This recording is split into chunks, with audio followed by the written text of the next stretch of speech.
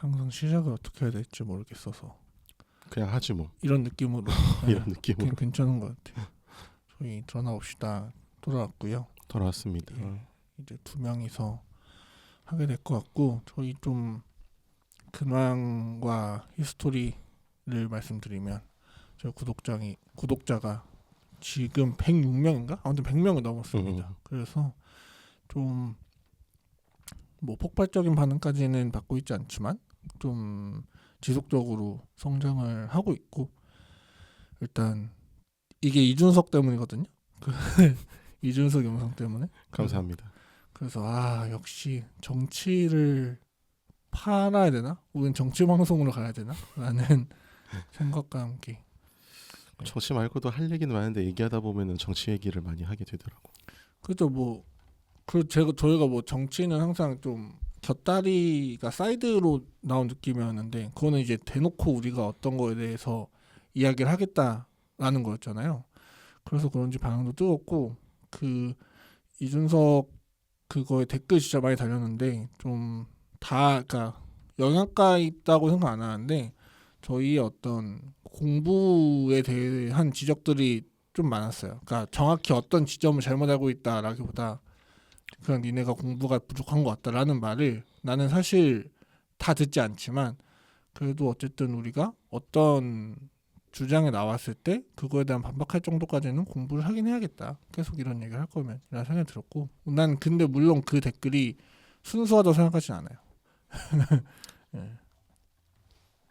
뭐 전업으로 하는 것도 아닌데 뭐 이 정도 뭐 훌륭하지라고 생각하지만 그래도 이걸로 밥 벌어먹고 산다고 한다면은 이제 뭐 공부를 해야 되는 건 맞긴 하죠. 근데 뭐 아직 뭐 밥 벌어먹고 사는 단계는 아니고 그냥 우리 돈 들여가지고 취미 삼아서 하는 건데, 뭐 난 조회수가 지금 뭐 7, 8천 이렇게 이준석 씨 얘기했던 거는 그렇게 나왔고, 최근에 올라온 것도 한 2천에 나왔나? 네네, 맞아요. 2천에 나왔잖아요.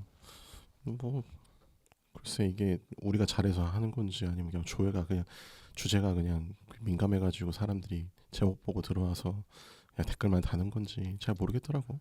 난 내가 하고 싶은 얘기 하고 하는 게 맞는 것 같아. 그래도 뭐 주제 선정을 잘하고 있으니까 그렇게 되는 것도 맞고, 우리가 얘기가 그래도 동의가 되니까 구독자 수도 느는 것도 맞고, 그래서 이번 연도 안에 수익은 날 수 있지 않을까라는 기대를 하고 있습니다. 뭐 얼마가 될지 모르겠지만.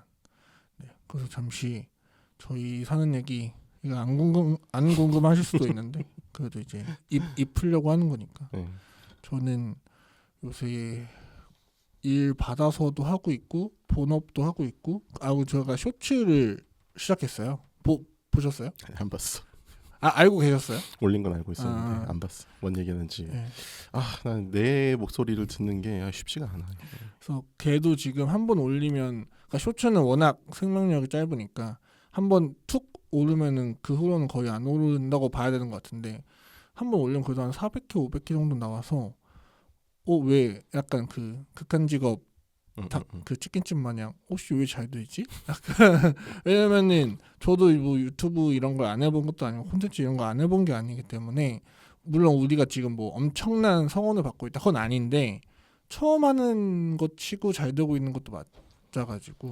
다 백호님이 주제를 잘 잡아주셔가지고 그런 거죠. 저야만 나와가지고 입만 터는데 뭐. 그래서 저는 이것저것 일 하고 있고, 내일 아니구나, 내일 모레부터 출근 새로 합니다. 네. 저는 최근에 되게 재밌는 애니메이션을 봤어요. 혹시 주술회전이라고 하시나? 알기만 알아요. 나 그 처음에 나왔을 때 넷플릭스에 떴을 때 이거 봐야 되나 말아야 되나 하다가, 나 약간 취미적인 측면에서는 되게 보수적이란 말이에요. 새 거를 잘 안 보는 타입이야. 근데 이게 그냥 복이 없어가지고 심심해서 딱 눌러봤는데 딱 너무 내 취향인 거야. 그래가지고 이런 애니메이션이 있었구나 하고 지금 2기까지 지금 쭉 보고 있어요. 한창 이제 유튜브 쇼츠에 관련해가지고 막 주술회전이 트렌드하게 막 떴을 때가 있었거든요. 네네. 그때는 안 보다가 이제 와서야 보기 시작했는데, 이래서 사람들이 보는구나.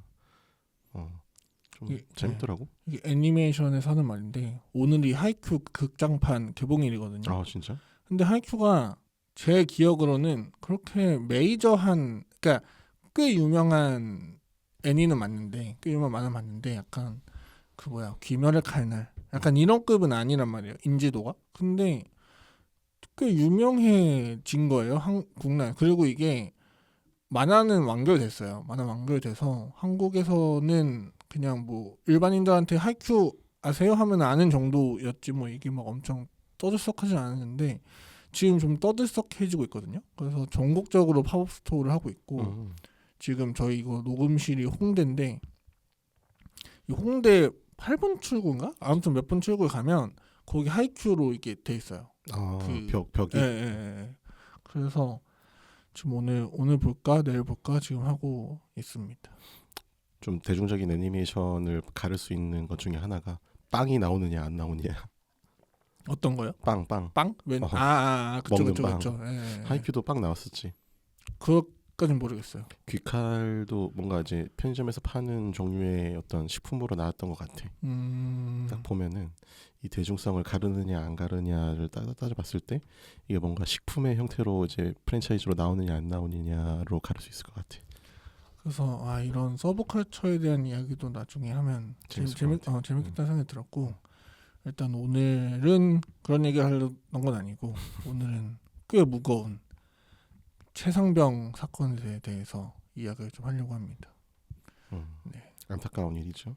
안타까운 일이고, 저는 이제 이 자본가의 관점을 봤을 때, 그러니까 유튜버의 관점으로 봤을 때 이게 조회수가 빨릴까는 솔직히 잘 모르겠어요. 솔직히 잘 모르겠는데, 솔직히 잘 모르겠는데 그래도 내 감이 항상 맞은 건 거의 맞긴 했는데, 이제 이준석이 나는 어느 정도 터질 거라고 생각했지만 이렇게까지 터질 줄 몰랐고, 이 최상병 사건은 세월호는 나는 안 될 거라고 생각했었고, 최상병 사건은 조금 아리까리하다. 긴가민가. 네, 긴가민가하다. 이게가 대중이 얼마나 관심이 있을까에 대해서는, 그러니까 저는 항상 이런 어떤 정치적인 이슈에 대해서는 먼저 의심을 하고 시작하는 것 같아요. 대중들이 뭐 얼마나 관심을 가지고 있느냐. 얼마나 관심이 있을까. 전국적인 이슈냐.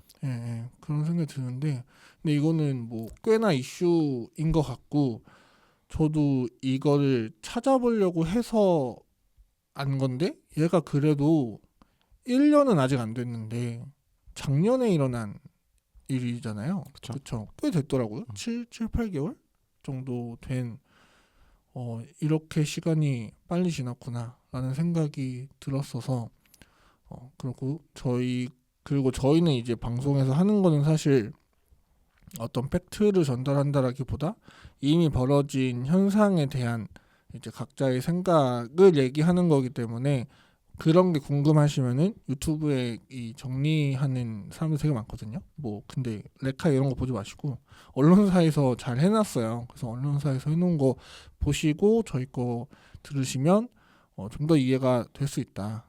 근데 이제 그래도 최소한의 설명을 우리가 해야 되니까, 네, 바닐라님이 짧게 한번 설명해 주시죠. 뭐 짧게 얘기하자면은 이제 해병대에서 작년 순환 수해가 일어났을 때 대민 지원한다고 나갔다가 이제 실종자 수색한다고 이제 강물에 일렬로 쭉 서가지고 수색하다가 갑자기 물이 불어나서 그 최숙은 그때는 일병이었죠. 네네 맞아요. 이게 사망 후 진급. 최숙은 일병님이 이제 물에 휩쓸려가지고 실종되고 이제 사망하신 거지. 이게 이제 누가 사단장이 이제 뭐 물에 들어가라고 했느니 누가 어쩌고 저쩌고 하다가 이제 군대 단계에서 자체적으로 수사를 하다가 이제 잠깐만 내가 지금 맞게 말하고 있나 모르겠네. 네네 맞아요. 근데 이제 어쨌든 군대 내에서 일어난 사고에 대해서는 군대가 자체로 수사를 하지 못하게 된 지가 좀 됐거든요. 이제 최근에 얼마나 됐는지 모르겠는데 군대 이제 법이 개정돼가지고 이거를 이제 일반 경찰로 넘겨야 되는데, 이건 사망 사건에 한해서 사망 사건에 한해서지. 네네. 그래서 넘기기 전에 수사 자료를 정리해가지고 검찰에다 넘겼는데 그 넘긴 거를 다시 이제 회수를 하라고 누군가 윗선에서 지시가 내려왔다. 근데 윗선이 누군지는 뭐 다들 뭐 예상은 하지만 대놓고 얘기하고 있진 않고, 그래서 이제 회수를 했고, 그 과정에서 이제 수사단장이었던 박정훈 대령이 거기에 대해서 막 항명을 했고, 그래서 이제 해병대에서는 뭐 항명죄로 뭐 어쩌고 저쩌고 하니 지금 보직 해임돼가지고 최수 저기 그 뭐냐 그 계급이 생각이 안 나네, 그분. 장관? 아니 그 수사단장님. 대령이었던 대령 아닌가? 그분은 정확히 지금 기억이 안 나요. 저도. 보직해임 돼가지고 거의 책상에만 벽 보고 앉아 있는 수준이라고 하더라고요.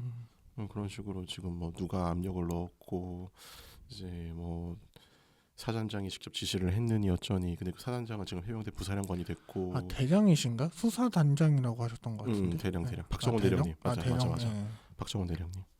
그분이 항명을 했다는 이유로 지금 보직해임 돼가지고 수사를 받고 있고, 그때 지시를 했다던 이제 사단장은 지금 해병대 부사령관이 됐고, 그래서 지금 부사령관이 됐는데 지금 공수처에도 수사를 받고 있고, 거기에 대해 이제 저기 임종석 국방부 장관도 엮여가지고 공수처에 수사를 받니 마니 하다가 이제 뭐 호주 대사로 임명돼가지고 한창 이제 총선 때 갔다가 다시 돌아와가지고 수사를 받네 맞네 뭐 아주 그냥 엉망진창인 상황입니다 지금. 그래서 쭉 전체적인 히스토리는 이렇고, 저희가 그럼 이게 어느 시점에서 논란이 되고 있냐라고 하면, 내가 너무 무섭게 얘기한 것 같아. 아니요, 그 시간 순서대로 얘기가 잘 된 것 같고, 논란이 되는 부분만 찝으면 3개인 것 같아요. 누가 지시를 했냐? 그쵸. 그거는 이제 물속에 들어가라고 네, 누가 지시를 했냐? 그쵸. 그게 이제 왜 그런 일이 일어났냐. 그거가 뭐 가장 많이 나왔던 얘기 중에는 왜 그거 뭐라고 하죠? 구명조끼도 없이 네, 들어가라고 했느냐? 그런 어떤 굉장히 실무적인 이야기가 첫 번째 논란인 것 같고, 그 다음 논란이 이제 그 박정훈 단장님이 넘겨 8명을 이제 혐의 선상에 올려서 해주십시오 하고 결재까지 받아갖고 이제 넘기기 직전인데, 야 넘기지 마 했는데 그냥 넘기셨잖아요. 수사 자료는 실물은 넘어갔는데 그걸 회수하라고 한 거지. 아 회수하라.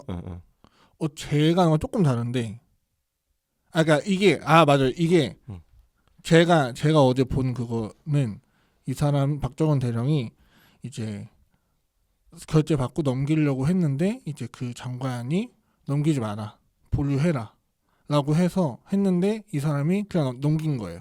맞아.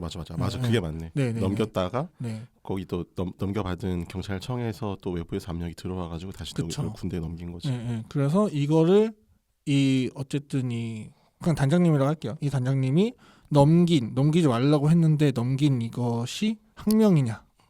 이게 두 번째 논란인 것 같고, 마지막 논란이 대통령은 정말 개입을 했는가.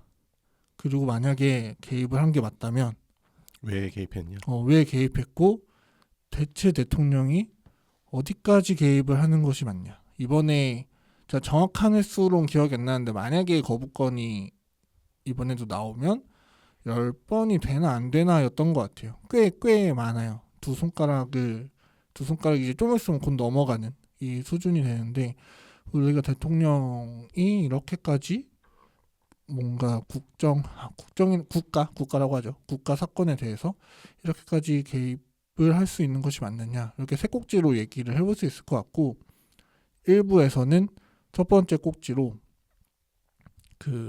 이 일이 대체 왜 발생한 거냐. 이 실무적인 이야기를 해볼 수 있을 것 같아요. 대체 왜 이들은 왜 끌려갔고 동원이 됐고 뭐라고 하죠? 구조 현장이. 그래서 제일 먼저 해볼 수 있을 만한 얘기는, 저는 그러니까 왜 구명조끼도 안 입혔냐 이런 거는 저는 좀 너무 디테일한 얘기인 것 같고, 그 전에 해볼 만한 얘기는 이거 뭐라고 하죠? 민간 대민 지원을 들어가는 것까지는 오케이. 뭐 그럴 수도 있지. 일순위 모자르니까. 근데 수색 작업에 들어간 거잖아요. 예. 수색 작업에. 근데 이것도 막 들어보니까 우리는 수색 작업인지를 몰랐다. 갑자기 뭐 나가려고 하니까 알고 보니 우리는 순전히 대민 지원이고 수해 복구인 줄 알았는데 이제 이 전달이 늦어져서 정확히 기억이 안 나는데 그 이게 수색 지원이다라는 얘기의 전달이 사단장이었던 것 같아요. 사단장이 이렇게 내려가는 이 과정이 늦었고 그렇기 때문에 이 사람들이 수색 지원에 대한 제대로 된 준비 없이 갔고 그렇기 때문에 이제 사단장에게도 혐의가 있다라고 이제 아무튼 그 단장님이 그렇게 하셨던 것 같은데 이거에 대해서 맞을까? 군인이 이런 수색 작업에 동원되는 게 맞나? 이거에 대해서 저는 한번 얘기해 볼 수 있을 것 같아요. 사실 세월호 때도 군인들이 동원돼가지고 세월호 선체 수색이나 이런 것들을 많이 했었잖아요. 근데 그 수색 작전에 들어갔던 군인들은 충분히 그런 어떤 작업을 수행할 수 있는 전문적인 역량을 갖춘 뭐 UDT라든지 이제 뭐 해군의 어떤 수중 잠수 작전 능력을 가진 많은 부사관들이 직접 임무를 수행한 건데 이번 뭐 저기 작년에 있었던 그런 사고 같은 경우에는 그냥 일반 병사들이 우르르 가가지고 그냥 이제 뭐 동네 막 그 길바닥에 이제 뭐 동전 줍는 것도 아니고 개울가에 가가지고 이렇게 수색을 막 했잖아요. 그게 맞는 건가라는 생각이 나는 들긴 하더라고. 물론 이제 군대가 이제 평시에는 대민 지원도 이런 거 나가서 충분히 지원할 수도 있는 거긴 한데 그것도 어떤 임무 수행할 수 있는 역량이나 이런 거를 보고 판단을 해야지. 그냥 그 당시에 뭐 기상 상황이나 이런 게 어땠는지는 나도 지금 정확하게 파악은 안 했어요. 근데 당장 이제 물이 불어나고 깊이도 막 깊은 그런 개울가에 사람들을 다 투입해가지고 그렇게 하는 게 맞냐 그런 지점이 있어가지고 대대장이나 사단장이나 당연히 책임을 물을 수밖에 없다라는 생각이 저는 듭니다. 그렇죠. 그래서 이제 대체 군인을 어디까지 이거 확실히 둘이 하니까 멘트가 바로바로 튀어나와야 되는데 정리가 안 되는데 그쵸. 저도 이게 좀 말이 안 되는 얘기인 것 같고 근데 뭐 군의 부조리까지 얘기하기에는 너무 많은 얘기해야 될 것 같고 그냥 딱 요것만 얘기해서 이거 조금 말이 안 됐던 것 같다. 근데 이게 말이 안 되는 건데 하다못해 그러면 그거에 맞는 안전이라도 갖춰줘야 되는데 이제 저도 막 찾다가 본 건데 그러니까 이 그러니까 여기서 말하는 윗선은 뭐 여단장 뭐 사단장 정도 이 군인들 선에서 이들이 중요하게 생각했던 거는 어떤 우리 해병대는 대민 지원도 하는 어떤 그런 국민 친화적인 기관이다 단체다라는 거 되게 강조를 했고 그래서 복장 통일을 엄청 강조를 했대요.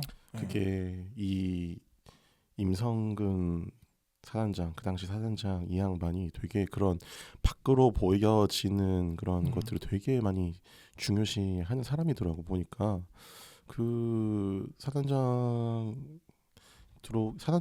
때였나 그때 무슨 캠페인인가 뭔가 이츠마린 캠페인인가 뭔가 이 욕을 해도 되나 하여간 아주 그냥 이상한 짓거리를 해가지고 뭐 해병대가 알아야 할 뭐 8가지니 9가지니 무슨 해병 정신이니 뭐니 이런 거를 지가 만들어낸 다음에 그거를 가져다가 병사들 부사관들 간부들 다 외우게 시켜가지고 막 경연대회 이런 거를 막 시키고 그런 식으로 되게 외적으로 뭔가 이상한 캠페인 같은 거를 벌이는 식으로 되게 근데 우리나라 군대가 그런 것들도 좋아해요. 행정군대다 보니 평시 말로는 이제 전시를 대비하는 뭐 창급 부대 어쩌고 하면서도 막상 우리가 전투를 하거나 전쟁을 수행하는 거 있지는 않잖아요. 그렇죠. 그러니까 뭔가 진급을 하거나 어떤 걸 보여주기 위해서는 부대 관리의 측면에서 내가 이런 것들을 했습니다라고 업적을 보여줄 수밖에 없는데 그런 걸 하려면은 뭐 대민 지원이나 이런 건 되게 좋은 기회겠죠. 좀 진급을 앞두고 있는 간부들한테는 이런 데 나가가지고 뭔가 가시적인 걸 보여줘야지 내가 이런 걸 가지고 우리 해병대의 위상을 올리는 일을 제가 했습니다라고 보여주니까 이제 진급을 할 수도 있는 거고 그래서 이제 부사령관 됐었잖아. 그래서 이 군대 부조리함을 얘기할 수밖에 없는 것 같아. 우리가 이 사건에 대해서 좀 더 원래는 거기까지 하지 마시죠라고 생각했는데 얘기하다 보면 그렇게 할 수밖에 없는 게 그러니까 어떤 그 충분히 막 치고 들어와 주셔도 돼요. 예. 아직 멘트가 정리가 안 돼서. 오케이. 그래서 그런 것 같아요. 우리가 결국 이 사람들이 군인이니까 훈련받지 않은 사람들이 사실 군인을 막 그런 얘기도 있잖아요. 그 군인이 되면 결국 배우는 게 사람 죽이는 법 아니냐. 막 이런 얘기도 이제 그냥 한간에 있는데 사실 안 배우잖아요. 그러니까 배우지. 그러니까 어떤 그러니까 포를 쏘는 어떤 뭐 총을 다루고 뭐 뭐죠? 주특기 뭐 이런 걸 하는 걸 무기를 다루는 법. 그런 거를 뭐 그렇게 말할 수는 있겠지. 그게 사람 죽이는 법이다라는 걸 말할 수는 있겠지만 실제로 어떤 하다못해 뭐 전 군인들이 뭐 태권도를 배운다든지 그런 대인 기술을 배우진 않잖아요. 태권도 안 했나요? 태권도는 의무는 아니었어요. 아 진짜. 그러니까 하면 뭘 줬나? 약간 하면 뭐라고 해? 포상을 줬나? 뭐 그런 거였지. 나도 안 하긴 했어. 공군이라 특히. 그러니까 우리가 막 그래서 제대로 그러니까 엄밀히 말해서 사람 죽이는 법을 배우진 않지. 그러니까 어떤 전투 이게 되게 애매한 표현 같은데 그냥 어떤 화기를 다루는 어떤 그런 것들을 배우지 실제로 이 사람들이 뭐 사실 전쟁을 해본 적도 없고 그렇다고 그 화기 다뤘다고 만약에 진짜 북한군 이제 1대1로 만나면 이제 바로 죽잖아요. 우리는 이제 사실 그런 걸 따로 배우진 않잖아요. 이 대인 전투에 대해서. 나는 어쨌든 이제 북한군도 우리나라 국군만큼 아니 국군보다 더 열악한 상황이기 때문에 지금 현실이 유지되고 있다고 생각하고 우리나라 장성들은 참 북한군한테 고마워해야 돼. 북한이 그만큼 개판이니까 지금 이 평화가 유지되는 거지 아니었어 봐. 장성들이 그렇게 마음 편하게 얘기할 수 있겠어요? 근데 이게 정훈 장교한테 듣는 거는 이제 걔네들 장난 아니다. 이제 싸움 개 잘한다. 정훈 장교님들이야 이제 대적관을 교육하시는 분들이기 때문에 그래도 뭐 북한군에서도 그래도 뭐 10만 명 정도야 뭐 우리나라 사람들의 피지컬에 준하는 그런 특수부대원들이 있으니까 그런 것들은 충분히 경계해야죠. 그리고 이런 어떤 이거 약간 군인이 그럼 뭐 하는 사람이냐라는 얘기를 하려고 여기까지 나온 건데 이 군인에 대한 이미지가 한 번 망쳤다고 보는 게 저는 태양의 후예거든요. 이 태양의 후예에서 물론 그 사람들은 특수부대이긴 했지만 이 대위밖에 안 되는 대위 중사밖에 안 되는 사람들이 무슨 진짜 무린 고수처럼 싸우잖아요. 근데 그 특전사잖아. 특전사인데 그러니까 물론 그건 맞아. 그들은 그렇겠지. 특전사는 그렇겠지만 이게 잘 군인을 모르는 많은 분들은 결국 그걸 떠올린단 말이야. 군인 하면. 그러니까 이 얘기가 뭘 위해서 나오는 얘기냐면 실제로 군인들이 어떤 대인 전투를 배운다든지 아니면 어떤 전술 전략에 투입된다든지 이러는 경우는 사실은 많지 않다라는 거죠. 물론 훈련을 하긴 하지만 막 그렇게 막 해가지고 뭐 몇 소대는 뭐 어떻게 하고 막 이렇게 뭐 당연히 있지만 그게 얼마나 빈도나 깊이로 봤을 때 보통 사람들 생각하는 것만큼 군인이 이제 그 전투에 대비되어 있나는 저는 솔직히 잘 모르겠어요. 그런 거를 좀 더 대비해야지 쓸데없이 대민 지원 이런 데 나가면은 안 된다. 그렇죠. 그 얘기로 맞아 이어지는 건데 결국에는 말씀하신 것처럼 저도 항상 우리가 막 한번 다루려고 했다가 일부는 그냥 군대 얘기하시죠. 근데 우리가 한번 다루려고 했다가 이제 서울해봄도 그렇고 그 뭐죠? 여성 징병제 그 얘기 나올 때도 저는 사실 뭐 그 입장을 지금 말하지 않을게요. 근데 이제 저는 항상 우리나라는 전시국가다. 그거에 대한 안보가 너무 안 돼 있다. 라는 걸 저는 주장하는 사람이거든요. 안보는 미국이 지켜주죠. 그러니까 이게 대민 지원에 파견되는 거 물론 난 사실 왜 해야 되는지도 모르겠어 군인이. 근데 뭐 물론 당장 어떤 일손이 없으니까 뭐 할 수는 있겠지만 결국 이 군인이라는 이 인적 자원에 대해서 이 윗사람들도 제대로 안 돼 있으니까 그리고 나는 대체 수색 작업이라는 걸 뭐라고 생각했길래 그러니까 물론 그러니까 전문가의 도움을 받을 수 있었던 상황이냐 아니면 뭐 요청했는데 안 되냐 이거는 우리가 모르죠. 우린 알려준 정보가 없으니까. 근데 그거에 대해서 잘 모르지만 어쨌든 군인이 투입이 됐고 우리가 정말 이 자원을 정말 이 전쟁에서 정말 중요한 자원이라 생각하고 우리나라가 이거 어떻게 하다 보니까 제가 사단장님의 안보 의식을 건드는 것 같은데 이 사람들 정말 제대로 된 이 전시라는 그런 게 있었다면 글쎄 그렇게 장화를 신고 수색 작업을 했다고 하더라고요. 근데 그 이유가 복장 통일. 네, 복장 통일로 해야 되고 우리나라 군대가 외적 군기를 되게 중요시하기 때문에 통일된 어떤 각진 자세 뭐 이런 걸 되게 중요시하잖아요. 그리고 심지어 중간에 그게 있었대요. 그래도 그러니까 윗선은 발목까지만 가라라고 지시가 내려왔대요. 근데 뭐 어디 단까지인지 정확히 기억 안 나는데 어디에서 갑자기 우리는 허리까지 간다. 뭐 이런 얘기도 있었고 우리가 실제로 그 수색 작업하는 사진을 보면은 적어도 무릎까지는 물이 차는 상황이었고 그 세 명에 대해서 그러니까 그 당시 그 수색 작업 그 최상병의 사망 현장에 있던 군인이 총 3명, 그러니까 그 실무 뛰던 군인이 3명이었는데 2분은 다행히 헤엄을 잘 쳐가지고 됐고 최상병님은 그거를 못 하셔서 안 돼서 여건이 안 돼서 아직 그렇게 되었는데 그 전에 군화로 갈아 신기자라는 어떤 현장 지시가 있었대요. 근데 야 너는 정신 안 차리냐? 위에서 뭐라 그랬어? 이거 복장 통일 하라 그랬는데 무슨 군화야? 이러고 간 거라고 하더라고요. 그래서 우리는 그러니까 나는 이 사건의 그러니까 나는 모든 정치 사건에 대해서 조금 씁쓸한 마음이 드는 게 뭐냐면 이것도 결국은 저는 그러니까 막 얼마 전에 특검도 통과가 됐죠? 그걸 통과라고 말하는 게 맞나? 특별법이 통과가 됐죠. 근데 그런 과정에서 사실 그 장정분들 그리고 해병대 뭐라고 해야 돼? 전후에?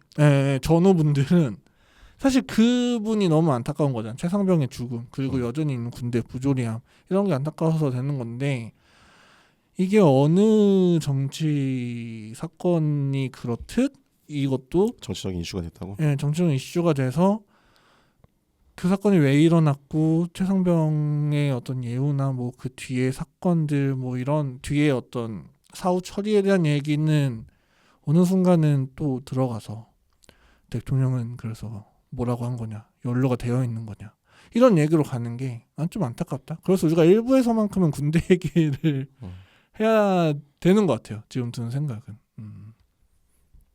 저도 그런 정치 이슈로만 생각을 하고 왔던 것 같고 근데 얘기하다 보니까 충분히 포커싱을 같이 잡아야겠다. 밸런스 맞춰야겠다. 아니 군대에서 보면은 진짜 뭐 일하다가 다치고 훈련하다가 다치고 이런 사람들이 되게 수두룩하잖아요. 내가 알기로는 우리나라에서 비전투 손실로 사망하시는 분들만 해도 100명 단위인 걸로 내가 알고 있는데 1년에 참 이게 맞나? 지금 미군도 그 정도는 아닐 것 같은데 전쟁을 치르고 있는 미군도 그 정도 아닐 것 같은데 잠깐만 이거 내가 한번 팩트를 한번 확인해 봐야겠다. 비전투 손실이 얼마나 되는지. 사망이 100명까지는 아닐 거야 아마. 설마 우리나라 군대가 그 정도는 아니겠지.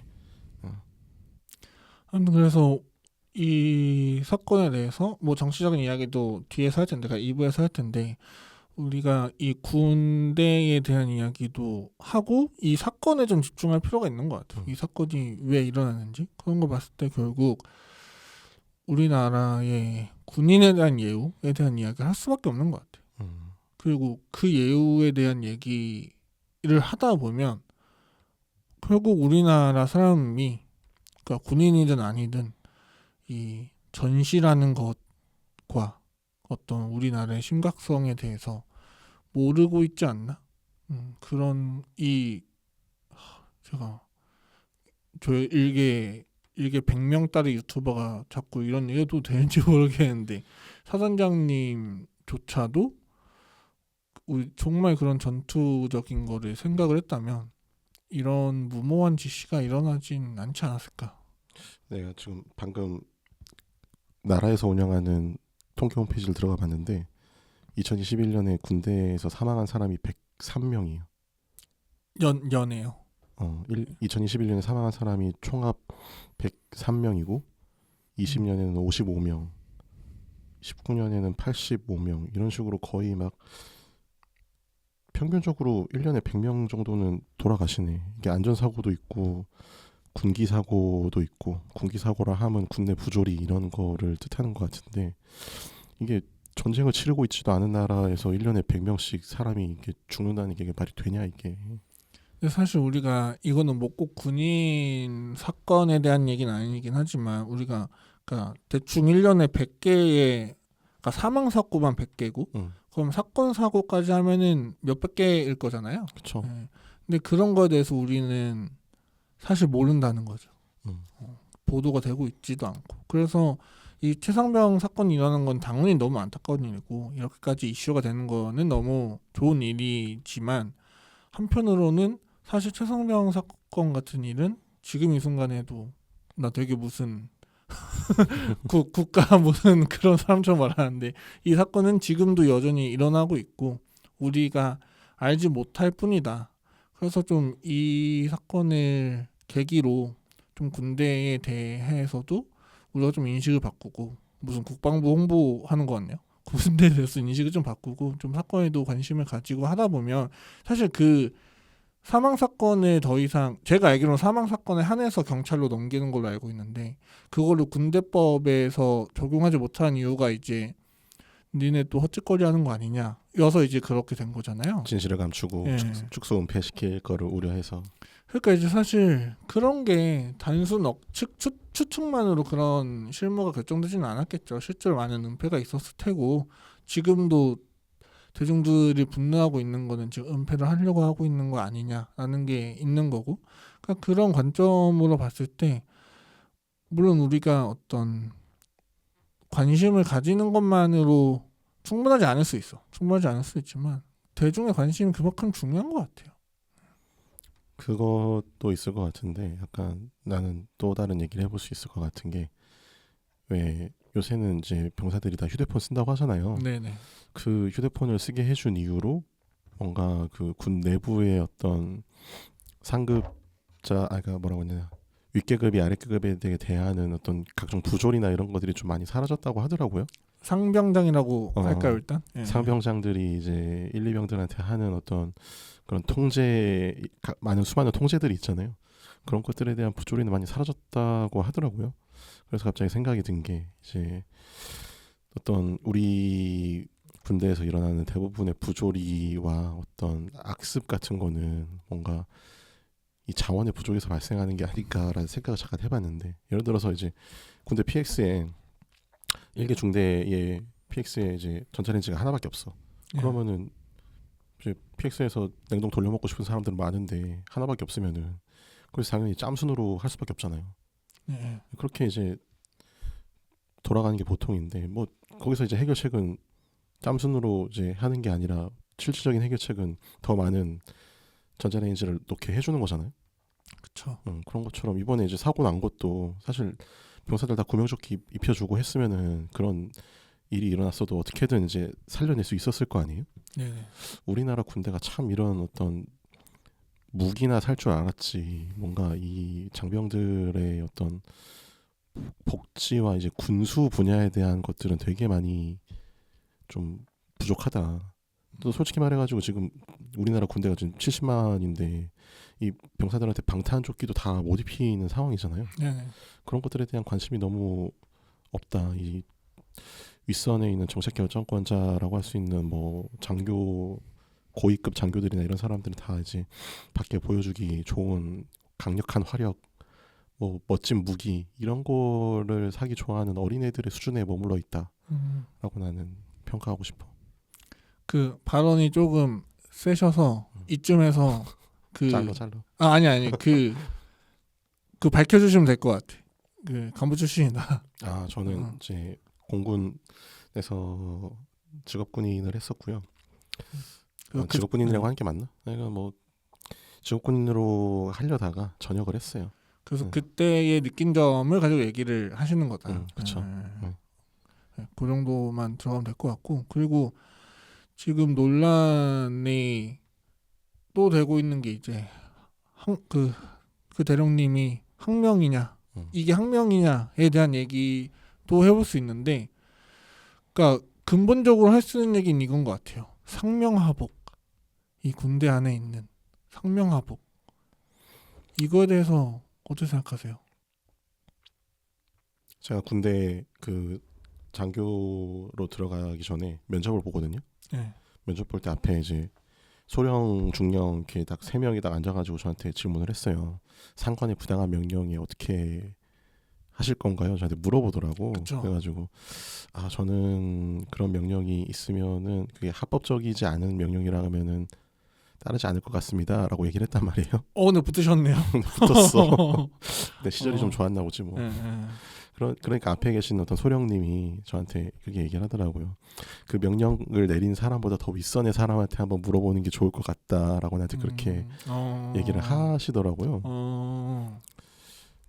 그랬던 기억이 갑자기 또 떠오르기도 하고. 근데 일반적인 군대의 이제 군법에도 보면 상관의 부당한 명령에는 따르지 않아도 된다라는 게 있거든요. 예를 들어서 이제 상관이 갑자기 민간인을 쏴 죽이라 그래. 그러면은 그 명령 따르지 않아도 되는 거란 말이에요. 그런 거에서 봤을 때 박정훈 대령은 원칙적으로 행동을 했다. 근데 지금 문제가 되는 거는 이거는 항명이라고 얘기하는 거는 정당한 명령에 대해서 지금 반항을 했다라고 얘기하는 거잖아요. 그렇죠. 네. 충분히 이거는 우리가 갖고 올 수 있는 건데 네가 말을 안 따르고 이제 했으니 이건 항명이다라고 얘기를 하는 건데 그 부분을 좀 얘기를 하면 좋을 것 같아. 근데 이건 약간 법리적인 문제라 이게 좀 법리적인 문제라 좀 복잡하긴 할 것 같은데 원칙적으로 따지자면은 군대 사망 사건에 대한 수사권이 없고 그거를 이제 넘기는 게 당연한 건데 그거를 이제 넘기지 말라고 한 거는 박정훈 대령의 입장에서는 이거는 부당한 명령이라고 충분히 생각할 수 있을 것 같아요. 사실 그 부분을 윗선에서 인지를 했냐 안 했느냐 난 충분히 인지했을 거라고 생각하거든요. 그리고 이게 명령에 대해서도가 이게 양쪽의 주장이 있잖아요. 근데 박정훈 대령님 입장에서 항명이 아니다라는 게 서면 지시가 아니었다. 그러니까 나는 이 우리나라의 어떤 이 장관이라는 사람도 참 그렇다라는 생각을 한 게, 결재를 그러니까 장관의 주장인 거잖아요. 내가 결재를 하고 나서 주변에 물어보니 이렇게 얘기를 하더라. 그것도 개 웃긴 거. 그러니까 그거를 결재를 하기 전에 판단을 해야지. 물어보고 좋은 자문을 구해야지. 결재를 해놓고 그러는 게 어딨냐고요. 이거 자체가 난 되게 웃긴, 이게 말이 안 되는 거고. 그러니까 우리가 회사로 치면 뭐 대표님 이거 우리 뭐 사람 뭐 한 몇 명 뽑아야 되는데 연봉 얼마로 해가지고 공고 올리겠습니다. 그래서 오케이 했어. 그래서 올려갖고 면접도 보고 이제 다 됐는데 면접 보기 직전이야. 면접 보기 직전이라고 하죠. 그래서 면접자도 구해서 이제 면접을 하려고 그러는데 잠깐만 그거는 하지 마시죠. 이렇게 말하는 게 사실 우리가 일반 직장에서 봐도 말이 안 되는 거잖아요. 근데 이 나라가 이렇게 돌아가고 있다라는 게 진짜 말도 안 되고, 그리고 진짜 이 박정훈 대령의 말처럼 이게 정말로 어떤 정당한 이유 때문에 그렇게 됐다면 서면 처리를 하는 게 좀 절차적이었던 것 같고, 그러니까 이거는 박정훈 대령님의 입장이 정확히 모르지만 적어도 그 진술만 보면 서면 지시였으면은 내가 그렇게 했을 것 같다. 근데 서면 지시가 아니었고 이미 결재는 났고 그렇기 때문에 이거를 하는 게 정당하다라는 거잖아요. 이거는 박정훈 대령님의 생각을 그냥 본인이 얘기하는 거죠? 진술한 내용. 진술한 내용이? 네. 진술한 내용이 그런 내용이 있었나? 네네. 서면 지시였으면 그렇게 했을 것 같다. 그러니까 정확히는 서면이 아니었다. 서면이 아니었다는 내용을 이제 제가 그렇게 해석을 하는 거고, 서면이 아니었고 그냥 구두 지시였기 때문에 난 이렇게 했다라고 이게 얘기를 하셨거든요. 그래서 아니 이미 결제가 다 난 상황인데 지금 그러니까 그런 얘기인 거죠. 결제까지 다 해놓고 그럼 뭐 하지 말든가. 그래서 사실 우리가 그래서 회사의 관점, 그러니까 그냥 뭐 회사 관점 볼 것도 없어. 그냥 조직의 관점 보면 박정훈 대령님 잘못한 거 없죠. 잘못한 거 없죠. 그 결제가 내려왔으면 해도 되고, 진짜 안 되는 거면 구두를 이렇게 말할 게 아니라 야 소를 갖고 와. 이거 갖고 와, 찢어버려 갖고 와. 이렇게 했어야지. 그게 나는 또 지금 와서 또 생각이 드는 게 자기가 결제해 놓고 나서 문제가 될 이걸 모르게 되면 사망 사고는 군대가 수사하지 않은 게 법적으로 맞는 건데 이거에 반하는 명령을 했다는 게 자기가 찔리니까 그냥 말로 한 거지. 그거를 그냥 잘못했을 때 책임을 또 떠넘기려고. 그렇죠. 그렇게도 볼 수 있겠죠. 이 이종섭 장관이 사악한 진짜 아휴 장관 자격이 없어. 그래서 진짜 이렇게 진짜 윗선이 이렇게 굴러가고 있구나라는 생각도 들었고, 또 이제 항명이라는 거에 대해서 이제 제가 일부에서 다루고 싶은 내용은 그 최상병, 그러니까 사실 이거 예전 방송에서 잠깐 얘기한 거긴 하는데 그 자리에 있는 모든 사람들이 알고 있었을 거 아니에요. 뭐를? 위험하다. 아 지금 그러니까 군화도 안 신고 뭐야 장화를 신고 구명조끼도 안 메고 이거를 뛰어드는 게 이거는 말이 안 된다라는 거에 대해서 나는 이 상병장들도 얘기는 해봤을 것 같아. 그러니까 뭐 얼마나, 그러니까 이것도 완전 제 추측이에요. 그냥 이게 우리가 그냥 일반적인 상황을 했을 때 뭐 하사도 있고 막 이렇게 있을 거 아니야. 간부도 있고 병장도 있을 거 아니야. 그러면은 이미 사실 병장쯤 되면 말에 그러니까 힘이라기보다 그냥 약간 발언권이 있고 친하고 이거 너무 위험한 거 아닙니까? 정도는 말했을 수 있겠지. 근데 그런 것들이 상명하복이라는, 그리고 실제로 그 어떤 사건 내용에도 중간에 군화를 신겨야 되지 않겠냐라는 내용이 있었고, 그러니까 그런 것들을 봤을 때 이 결국에는 약간 위에서 하라니까 해라는 거 안에서 사실 이 상명하복 안에서 일어난 문제들이잖아요. 그래서 그 사실 이 혐의가 있다라는 것도 이 상명에서 상이 어디까지냐, 뭐 여단장까지냐 대대장까지냐 사단장까지냐의 얘기가 나왔던 거고, 그러니까 그런 의미에서 이 군대의 상명하복과 앞에서 얘기 나눈 거는 좀 더 엄청 큰 개념에서 진짜 어떤 행정적인 개념에서의 상명하복이었는데, 이 군대 안에 있는 이 자잘한 상명하복들 있잖아요. 뭔가 그러니까 아이고 저희가 진짜 합니까? 진짜 합니까? 해. 이런 것들에 대해서는 또 어떻게 생각하세요? 군대 조직의 특성상 상명하복은 있을 수밖에 없다고 생각이 드는데 우리나라 군대는 그 상명하복의 범위를 너무 이제 디테일하게 예를 들어서 이제 뭐 옷에 소매를 걷느냐 안 걷느냐부터 시작해가지고 그런 어떤 생활적인 측면에서까지 엄청나게 통제를 하니까 그게 이제 난 문제가 된다고 생각하거든요. 이제 예를 들어서 독일 뭐 이제 그 독일군에서 수입되어 온 개념 중에 하나가 임무형 지휘 체계라는 말이 있어요. 임무형 지휘 체계. 그게 뭐냐면은 어떤 임무를 수행하기 위해서 이제 저는 그냥 이게 단순하게 예를 드는 거예요. 어떤 임무를 수행하기 위해서 이제 하급 부대에다 지시를 할 때는 그냥 어떤 임무가 있으니까 그거를 하면 된다라고 얘기를 하고 그거에 대한 방법은 이제 내가 다 지원해 줄 테니까 그 방법은 네가 알아서 해가지고 다 지원해서 해봐라는 식으로 풀어주는 거죠. 근데 우리나라 군대는 그런 임무형 지휘체의 개념을 갖고 왔으면서도 막상 임무를 수행할 때는 상급 부대 이제 뭐 사단장이라고 할게요. 사단장이 일개의 이제 병사의 행동 하나하나까지 다 통제하는 그런 시스템으로 간단 말이죠. 이게 진짜 난 문제라고 생각해. 상명하복이라는 어떤 절대 원칙은 군인대라면 가져가야 되는 것이 맞지만 그 어떤 방향성, 실제적인 어떤 디테일한 전략 전술적인 부분들은 좀 자율성을 보장해줘야지. 개선할 필요가 있다. 또 아니다. 이 얘기는 하지 말자. 사제 장비 쓰는 얘기 하려고 하다가 나갔어. 그러니까 이 사실 결국 저는 그건 것 같아요. 이 군대에 말도 안 되는 부조리가 있는 것도 나는 우리나라는 전시국가라는 이거는 뭐 부정할 수 없는 사실이고 저는 이제 그게 되게 심각하다. 우리가 인지를 하고 있어야 된다고 생각하는데 사실 대부분 저도 뭐 얼마 인지하고 있는지 모르겠어요. 근데 그렇지 않다 보니까 그러니까 이 군대에서 그런 얘기가 있잖아요. 그러니까 오히려 전방으로 가면 전방으로 가면 부조리가 없다. 많이 없다.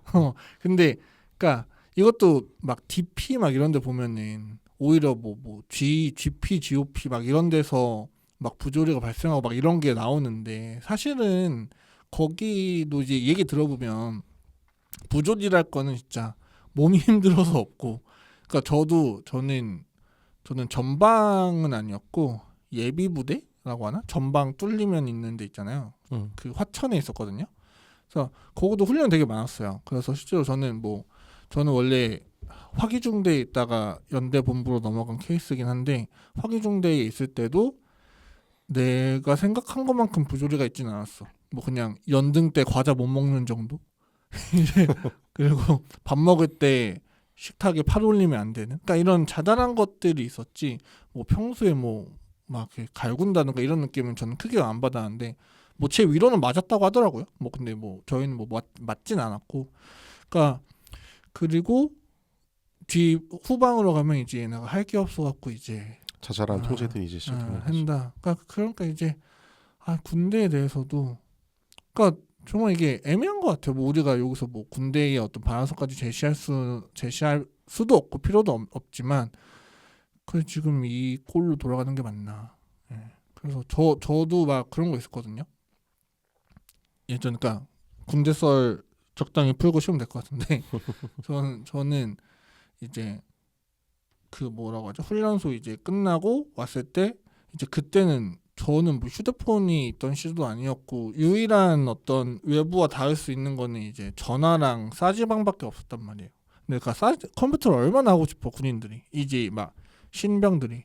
그래서 그거를 주말에 10시부터 10시였나 9시인가 아무튼 그 몇 시부터 이제 싸지방이 여는데 신병들이 다 뛰어가지고 제일 먼저 싸지방 한 거예요.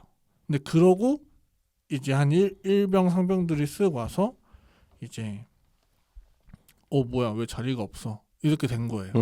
근데 상병들은 그러니까 오히려 상병장들은 야 꺼져 이러고 이렇게 하는데 일병들 딴에서 통제가 들어온 거야. 뛰지 마라. 근데 이제 그거는 뭐 물론 여러 가지 그 명분들이 있었겠지만 결국 그 사람들은 결국 왜냐면 니네가 뛰어서 내가 싸지 막 못하니까.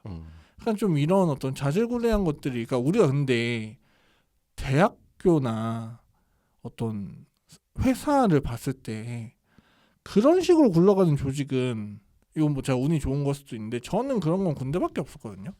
그러니까 이제 이 군대가 너무 그러니까 필요한 건 맞아. 근데 이제 이 사람들을 때려 박아놓고 제대로 대우도 안 해주고 이 대우라는 거는 막 그런 차원은 아닌 것 같아요. 그러니까 물론 그런 차원도 맞아. 뭐 월급을 더 줘야 되고 뭐 인프라가 되고 막 이런 차원도 맞는데 그러니까 근본적으로 이 나라에서 군인을 대체 뭐라고 생각하는 걸까? 네, 이런 생각도 좀 드네요. 상급 장교들은 솔직히 뭐 좋은 사람들도 있겠지만 난 솔직히 임성근 같은 사람은 자기 부하들을 진급을 하기 위한 수단으로밖에 생각 안 한다고 생각해. 진짜 처벌 받아야 마땅하다고 생각하고 그리고 최근에 임성근 전 사단장이 경찰 조사나 이런 데서 경찰이란다 저기 뭐 공수처 조사나 이런 데서 자기는 책임 없다. 자기는 충분히 안전한 상황에서 임무를 수행하라라고 지시를 했는데 대대장들이 그런 걸 안 따라가지고 이런 식의 사고가 발생했다라고 지금 발뺌을 하고 있는데 전혀 아니라고 생각하고 나는 임성근 사단장은 거짓말하고 있다고 생각하고 대대장들이 감히 어떻게 사단장의 지시가 없는데 그런 식으로 병력을 움직일 수가 있냐. 그렇죠. 상명하복이 그렇게 엄격한 군대 특히 거기 해병대라는 조직에서 해병대는 사단도 2개밖에 없단 말이에요. 거기서 사단장이 얼마나 큰 존재겠어요.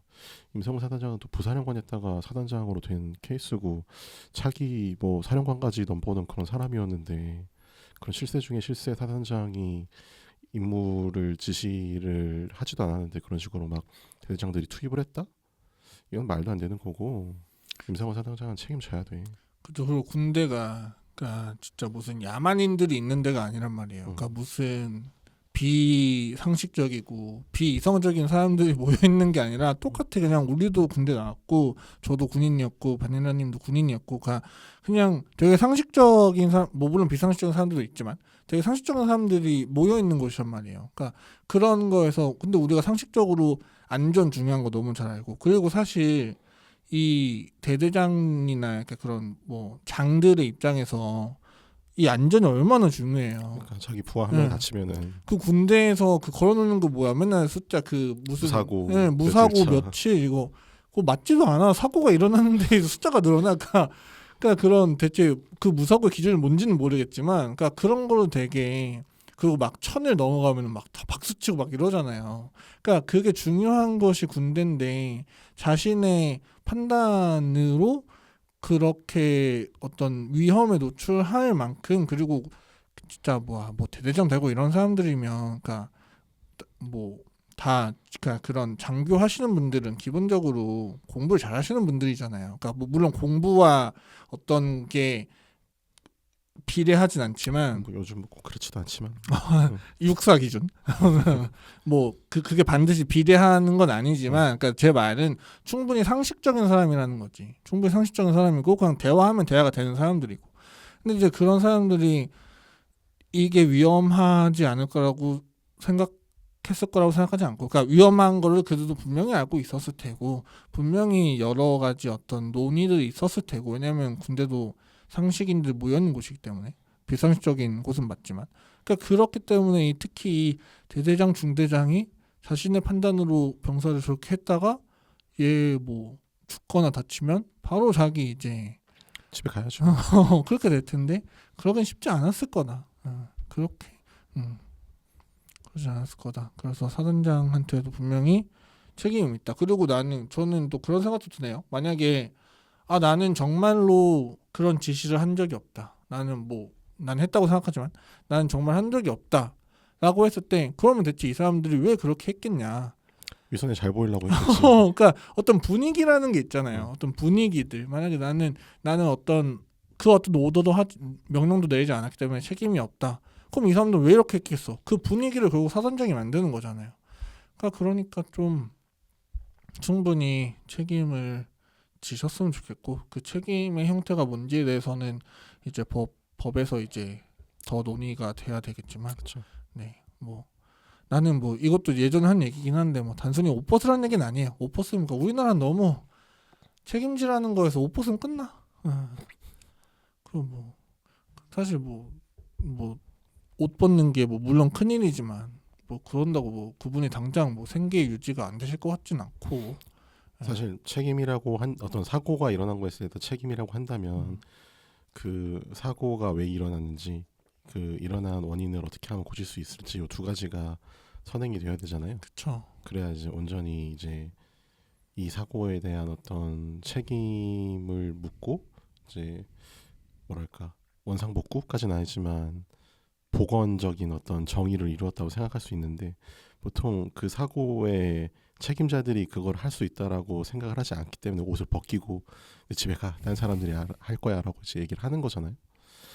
난 근데 그렇게 생각해요. 어쨌든 임성근 사단장이 책임을 진다고 하는 거는 요 사고에 대한 본인의 잘못을 시인하는 거고, 그렇죠. 그거에 대해서 어떤 재발 방지 대책이 일어날지, 재발 방지가 어떻게 될지에 대해서는 뭐 군대의 어떤 큰 체계 아래서 시행을 해야 되는 건데, 임성근 사단장이 그걸 할 수 있을 것 같진 않다. 집에 가셔라. 난 그렇게 생각해. 그러니까 책임은, 그러니까 저가 생각하는 건 그런 것 같아요. 그러니까 잘못을 인정하는 거. 근데 사실 옷 벗는 거는 인정 안 해도 벗을 수 있잖아요. 벗길 수 있지. 그러니까 인정하는 모습을 좀 보이시고 충분한 사과와, 뭐 저도 모르겠어. 잘못을 한 사람이 그 뒤에 수습을 잘 할 수 있겠느냐. 뭐 그거는 또 다른 얘기지만, 그러니까 그럼 그 앞단까지만이라도 좀 했으면 좋겠다. 인정하고, 그리고 그 당시에 그러니까 이런 문제가 있었다까지만 나오면 이제 사실 그 뒤에는 또 이제 그 문제를 안 일어나게 하는 건 또 그 후임자들의 몫이니까, 네, 그렇게 됐으면 좋겠고, 네, 그렇습니다. 저희 그래서 슬슬 1부는 이렇게 마무리하면 될 것 같은데, 뭐 아쉬운 거 있으면 5분 정도 떠들어도 되긴 하거든요. 뭔가 있으세요? 뭐가 있을까? 뭐 특별하게 아쉬운 거라기보다는 그냥 우리나라 해병대가 너무 커 사이즈가. 갑자기요? 이런 것도 문제가 있다고 생각해. 음. 네. 사이즈가 너무 크고 해병대 규모가 한 좀 15,000명인가? 거의 2만 명에 근접하는데 아무리 전시국가라고 하지만 실질적으로는 전시는 아니잖아. 난 그렇게 생각하거든요. 네네. 아닌가? 뭐 북한의 무력 도발이 계속 있긴 하니까 이렇게 큰 사이즈의 해병대를 유지할 필요가 있나 라는 생각도 들기도 하고 참 우리나라 군대는 좀 간편이 필요하다 여러모로.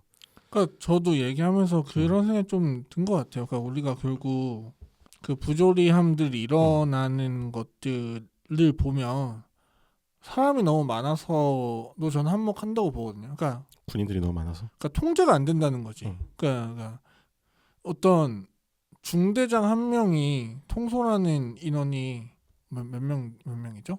뭐 100명에서 뭐 150명. 그러니까 안 되잖아요. 한 명이 100명. 그러니까 물론 그 밑에 직원이라고 자꾸 직원이라고 할게요. 직원 맞으니까.